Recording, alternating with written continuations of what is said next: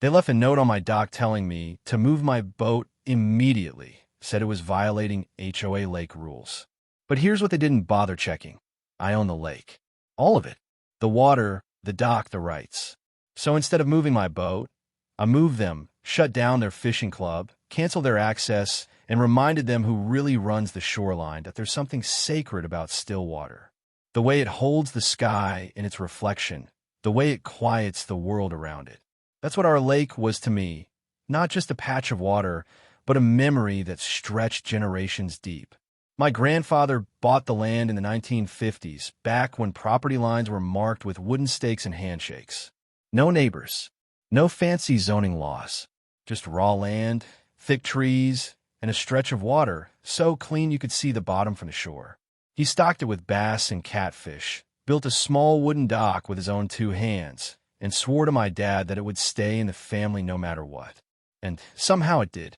I grew up around that lake. Learned to cast a line before I learned to ride a bike. Summers were spent in the water, winters skating across it when it froze just enough. Every life milestone was somehow marked by that lake. First solo canoe ride. First kiss. The place I brought my wife when we got engaged. The place we came back to when the world got too loud. So when I inherited the property outright, I didn't see it as some backwoods parcel of undeveloped land. I saw it as a living part of my history. My legacy. By then, the lake had been properly deeded. The land surrounding it, all 12 acres, was officially mine. The lake itself was fully enclosed within my property lines, meaning I owned the water, the bank, and every cattail that shook in the breeze. The county confirmed it. Water rights, mine. Surface rights, mine. Subsurface rights, mine. No shared access. No public easement. No community claim. I even posted signs along the lake's perimeter every 100 feet that read, "Private lake. No unauthorized access. Trespassers will be prosecuted." Not that I needed them. For years, no one questioned who the lake belonged to.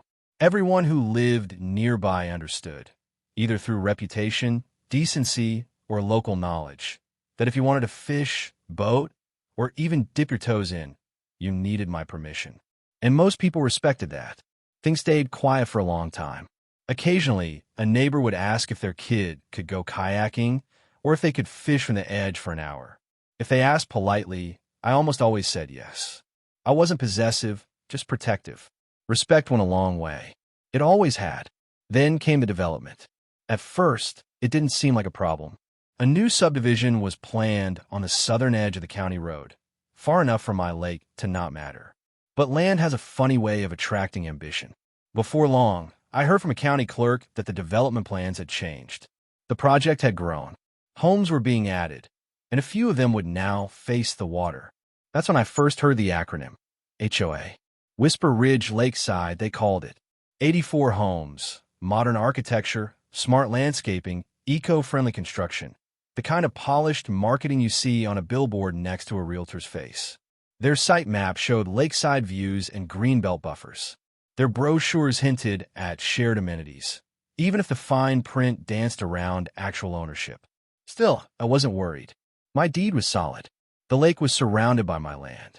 And the new development? It stopped just short of my border, deliberately avoiding legal entanglements. Or so I thought. The first signs of change were subtle. A paved walking path was installed along their edge of the property line. Not crossing into mine, but close enough that I could hear joggers and dog walkers on quiet mornings. Then came the benches, the community trash bins, the strategically placed Lake View Rest Area sign that conveniently didn't mention the lake wasn't theirs. Still, I let it go. I figured they were stretching their surroundings to boost curb appeal. So long as no one crossed the line, I had no reason to escalate. But when you give an inch to people who believe they're entitled to a mile, it doesn't take long before they start claiming the road. The HOA was formed 6 months after the final house was built. At first, it didn't affect me. They sent out newsletters, held meetings in someone's garage, and mostly focused on the usual small community stuff: trash placement, lawn maintenance, pet leash policies. Not my business. Once or twice, I get flyers slipped under my gate. A barbecue, a holiday decorating contest, a community yard sale. I didn't attend. I didn't have any obligation to. I wasn't a member. My property was entirely separate, or so I assumed. One summer, I pulled my old fishing boat out of storage and rolled it down the hill toward the dock. She wasn't fancy, just a weather John boat with a small outboard motor, but she'd held up over the years. That boat was like the lake itself, reliable, familiar, and undeniably mine. I tied it up to the dock, just like I had hundreds of times before. The next morning, there was a note taped to my front gate. It was printed on HOA letterhead. Notice of violation. Unauthorized watercraft. This notice is being issued in accordance with Whisper Ridge HOA bylaws. Unregistered watercraft left visible or docked in common lake areas may be subject to removal or fines. Please remove your boat immediately to maintain community standards. I read it twice. Then I laughed. It was so absurd, so arrogant, that I couldn't believe it was real. They were telling me, the only legal owner of the lake, to remove my own boat from my own dock. I didn't even know who had the nerve to deliver the notice, but I had a sinking feeling it started with someone named Karen. I could have stormed over and made a scene. Instead, I folded the notice, put it in a file folder, and took a walk around the lake. Along the far side, I noticed something I hadn't seen before, laminated signs that read, Whisper Ridge Fishing Club, members only. Underneath, it listed weekly hours, posted safety guidelines, and contact info for club administrators. They'd built a community dock on their side. Small, but still a structure, with rod holders, a cleaning table, and 2 benches installed neatly on what looked like county-granted public right-of-way. But the land it sat on, that wasn't county-owned. It was mine, and they had no idea. I wasn't prepared for a war when I launched that boat. It was a rusty old John boat, maybe 12 feet long, with a motor that coughed before it purred. A relic from the days when boats were passed down, not financed. I tied it to the same dock that had stood there since before I was born, under the same tree that shaded my grandfather when he fished. But apparently, something about that boat offended the sensibilities of the new regime at Whisper Ridge. 3 days after the first notice, a second one arrived. This time, it wasn't a slip of paper tucked onto the gate. It was a certified letter complete with HOA letterhead and a bullet point list of alleged violations. Unauthorized watercraft placement. Failure to maintain aesthetic standards of shared lakefront. Non-compliant vessel storage. And the final line? Failure to comply within 10 days will result in fines of $100 per day and potential removal of said vessel by an authorized towing contractor. It was almost comical. Almost. Until I realized they weren't bluffing. I walked over to the trail that bordered their side of the lake. Technically still my land, but I let them walk it for years out of good faith. That's where I saw her. Khaki slacks, clipboard in hand, sunglasses perched just low enough to convey superiority. She was standing next to the new community dock, pointing at something and nodding like she owned the horizon. Karen. I hadn't officially met her, but I didn't need to. Every town has one. Every HOA breeds one. The moment she saw me approaching, her expression turned stiff. Can I help you? She asked, like I'd wandered onto her property. I got a notice about my boat, I said, calm but direct. Yes, we've had several complaints. It doesn't meet our visual harmony standards. You're what? Visual harmony.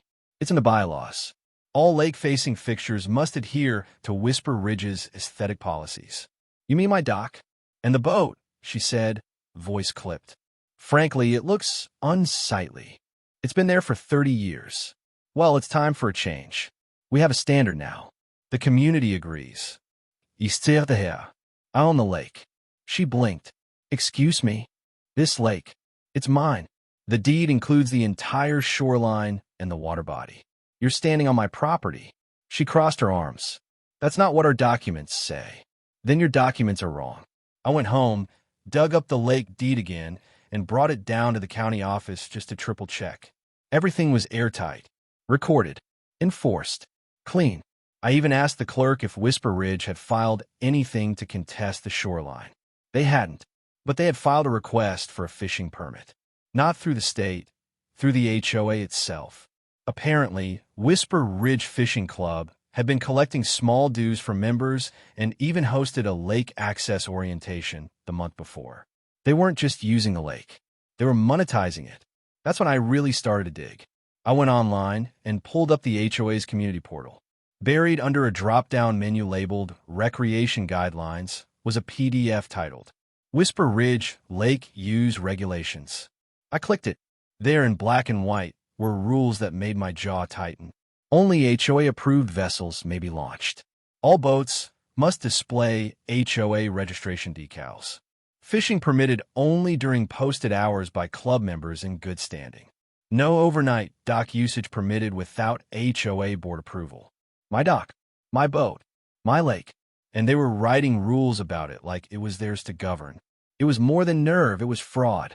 That evening, I heard voices by the dock. I walked out quietly and saw 3 teenagers casting lines from the water's edge. Nothing wrong with that, except they were standing under a newly posted sign. Whisper Ridge Fishing Club, member access only. Violators will be reported. I walked up and asked, "Hey boys, who told you this was part of the club?" One of them shrugged. "Karen said we could come fish anytime." I pointed at the sign. "That's my land, and this isn't an HOA pond. It's a private lake. Those signs? They're lies." They left, politely confused. The next day, I found an orange violation sticker slapped on the side of my boat. Laminated, water-resistant, printed like it was a ticket from a sheriff's department. It said, "Final notice, unauthorized vessel. Remove immediately or risk towing at owner's expense." Now I wasn't just insulted. I was done. I called the number listed on the notice. Karen picked up. "This is Whisper Ridge Compliance. You're issuing towing threats now. If a vessel is in violation, it must be addressed. On private property, the community has adopted lake use regulations. The community doesn't own the lake. With respect, sir, we believe your claim is mistaken." I took a deep breath. "Check the land records. You're about to find out how mistaken I'm not." And I hung up. That weekend, I watched from my dock as a small HOA gathering took place at the opposite end. Lawn chairs, lemonade stands, folding tables with sign-up sheets for club hours. I snapped photos, zoomed in on the banners, got clear shots of the fishing stands they'd built, the dock extension they'd added, the cooler mark property of WRFC. They were treating my land like it was a country club, so I did the one thing they weren't expecting. I got quiet, and I started preparing for a response they'd never forget. If there's one thing my grandfather taught me about land, it's this: don't raise your voice. Raise your records. That advice rang loud in my head as I pulled the heavy fireproof box out of my closet, the one labeled Deed and Water Rights, Lake Parcel #47B. Inside were originals, copies, and certified records going back 5 decades. I didn't need to dig far. The deed was clear. Crystal. The lake, its shore, and the land 25 feet beyond the waterline in every direction were legally mine. No easements granted, no shared access rights, no public amenities agreements buried in fine print. It was my lake. Always had been. Still, I wanted to be methodical, precise, surgical. I wasn't going to throw a tantrum. I was going to dismantle their fantasy, one notarized signature at a time. So I called my attorney, someone who had helped me file water rights paperwork when I updated the dock a few years back. I emailed him the recent HOA notices, the PDFs from their community portal, and snapshots of their fishing dock, event banners, and laminated lake use guidelines. He called me an hour later. "They're insane. Legally speaking, they're trespassing, issuing fraudulent rules, and could be sued 6 different ways." "Good," I said. "Let's start with one." We filed a cease and desist letter addressed to the HOA board and Whisper Ridge Fishing Club, with certified copies sent to Karen's name and the property management company on record. The letter was concise. Effective immediately, all Whisper Ridge-affiliated individuals are prohibited from accessing Lake Parcel 47B, including but not limited to recreational, fishing, or boating activities. Any further use will constitute trespassing and subject involved parties to civil action. We attached the land deed, plat map, and a photo of the boundary markers I'd installed years ago. We also included documentation from the State Fish and Wildlife Office confirming I, and only I, held the stocking and management permit for the lake. No other permits had been issued. The HOA's club wasn't even recognized. I didn't stop there. Next, I walked the perimeter and reinstalled updated signage every 75 feet. Bold, legal language. Clear contact info. Red reflective paint for nighttime visibility. Private property, no trespassing. Lake rights held exclusively by landowner. Fishing, boating, or gathering without written permission is prohibited. Then I set up 2 motion sensor trail cams on opposite ends of the lake and pointed one directly at their dock. I didn't care if they saw it. That was the point. 3 days passed before the fallout started.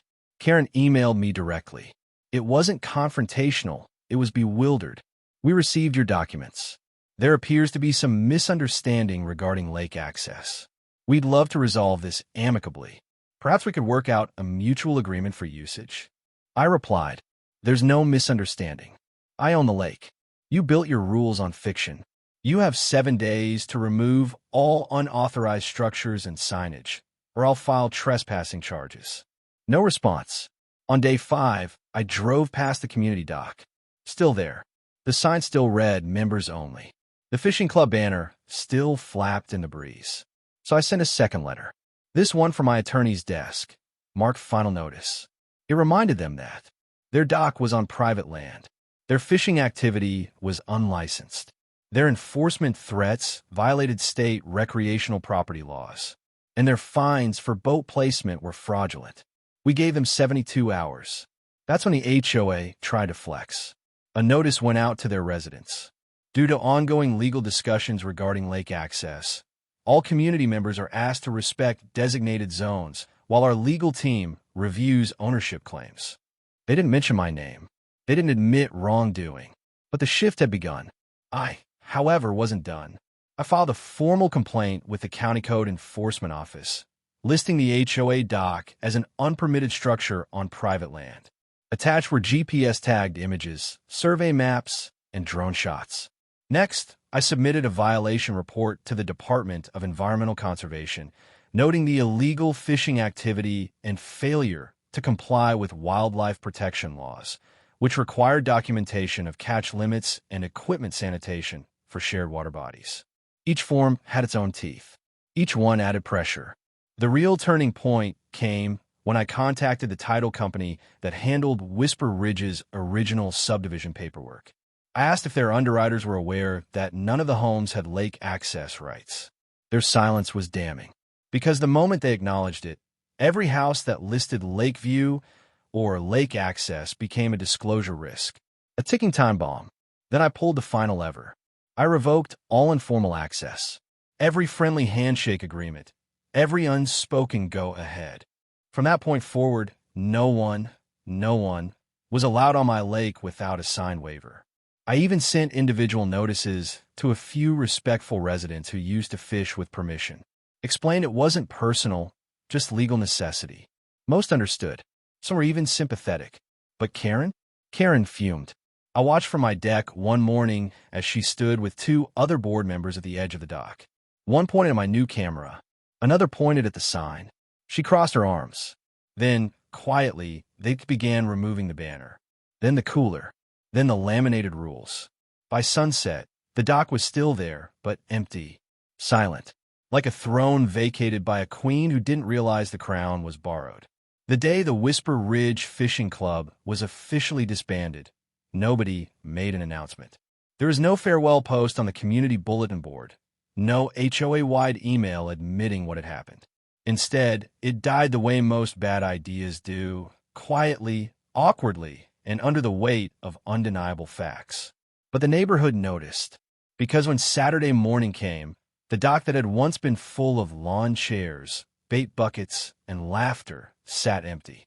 No kids fishing, no retirees setting up folding tables, no Karen with her whistle and clipboard. Only the wind and a brand new sign I'd installed the night before. Private property, no trespassing. Lake access strictly prohibited. Enforced under Section May 3rd, 61. Unauthorized use of privately owned waters. It was bolted into a custom cedar post, varnished and laser-etched with my parcel number. A small QR code led directly to the county's GIS property maps. One scan, and there was no debate. The lake was mine. Not shared. Not disputed. Mine. The neighborhood, of course, was confused. Karen, however, was furious. She tried to rally the board, spinning the story into some kind of legal misunderstanding. According to her, I had suddenly claimed the lake after decades of shared enjoyment. She called it a betrayal of community trust. But it didn't take long before her version started to unravel. Because along with the signs, I also started posting physical copies of the lake's title documents and surveys on my gate and online, especially in the Whisper Ridge HOA Facebook group, which I'd never even joined until now. One post, one caption, to the residents of Whisper Ridge. The recent restrictions on lake access are not personal. They are legal. Please review the attached documents and know that I have filed all necessary paperwork to protect my land. Thank you for your understanding. I attached PDF scans of the deed, the county's boundary confirmation letter, and an overhead satellite map that highlighted just how far the HOA structures extended into my property. Comments started rolling in immediately. Cynthia B. Wait, are you saying Karen's club never had legal access to the lake? Thomas G. I paid dues for a lake maintenance fund 3 times this year. Where did that money go? Evicted. My realtor said this house came with optional lake rights when we bought last summer. This is wild. Sandra K. Soft-spoken until now. I remember when that man let my son fish with him. He owns the dock. I always knew it. Karen tried to do damage control. She hosted a board meeting in her driveway, folding chairs and all, handing out printouts of a timeline of confusion that conveniently excluded every cease and desist letter, every notice she ignored, and every fraudulent lake policy she had authored. But it was too late, because truth doesn't need a megaphone when you have paperwork. And residents weren't just annoyed, they were angry. Not at me, but at her. By week's end, I noticed the fishing dock had been dismantled. Planks removed. Rod holders gone. The Whisper Ridge Fishing Club sign had vanished without ceremony. Only the mounting bolts remained, rusted and crooked, like the last gasp of a lie too stubborn to admit it had lost. I didn't say a word. I didn't have to. I kept my promise to protect the lake. Each morning, I walked the perimeter with my coffee, checking the new motion-activated trail cameras. If a resident wandered too close to the posted lines, I'd give them a warning. Calm, respectful, but firm. Most of them understood. Some even apologized. One man, Greg, I think his name was, approached me with a fishing rod in hand.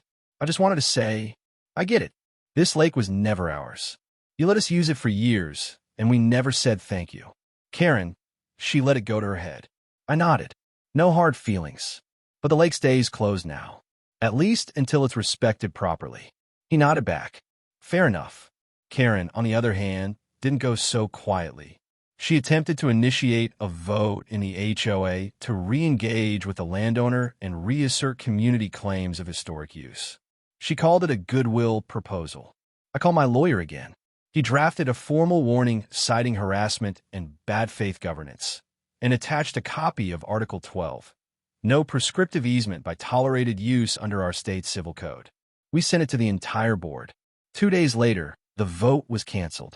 The final nail in Karen's political coffin came from within her own ranks. An anonymous leak, probably a disgruntled board member, shared screenshots from internal HOA emails showing Karen had falsely claimed I had granted verbal easement for the lake, knowingly omitted legal correspondence from the monthly meeting minutes, used HOA funds to purchase signage and supplies for the fishing club without board approval. Those emails made their way onto the neighborhood's forum. Within hours, calls for her resignation began. I didn't celebrate. I didn't gloat. I simply stood at my dock that weekend and looked across the still water, quiet once again, and thought. This didn't happen because I yelled louder. It happened because I had the truth in writing.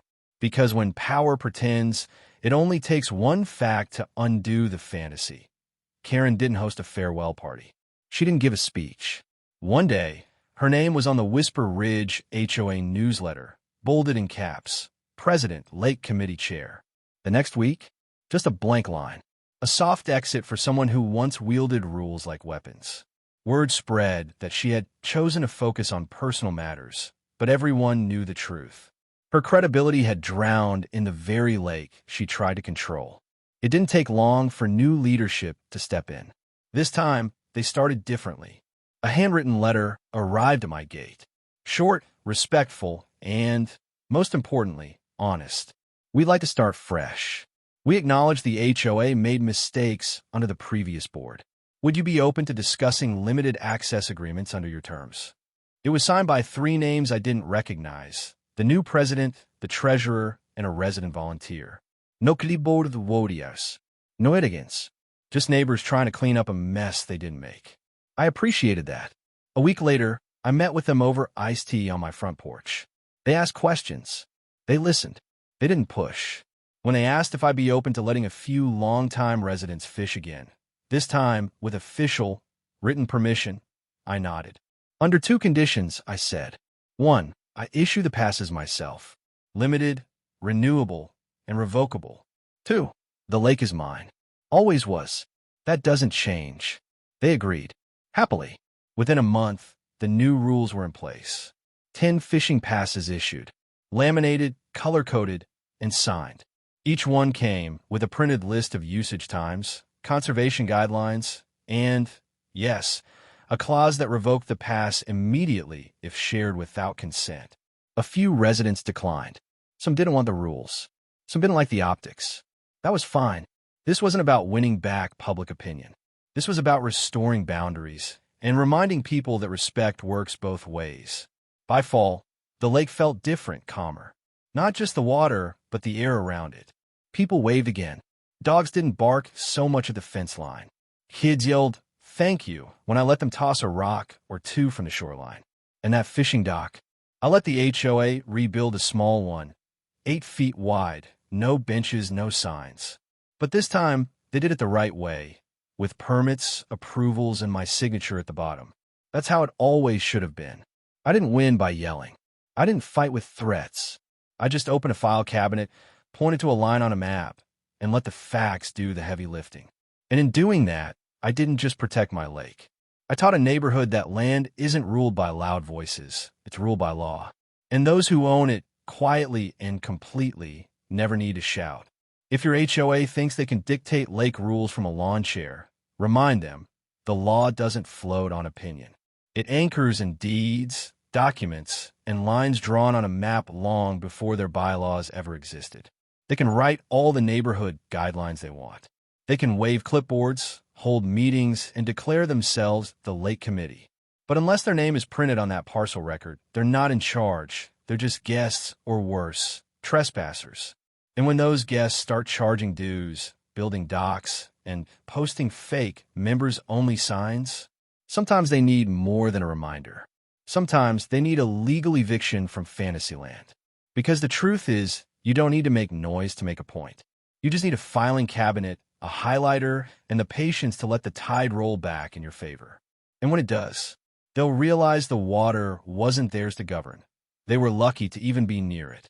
And next time they try to flex, they'll be the ones paddling out. Not because they were told, but because they finally figured out who actually owned the shoreline.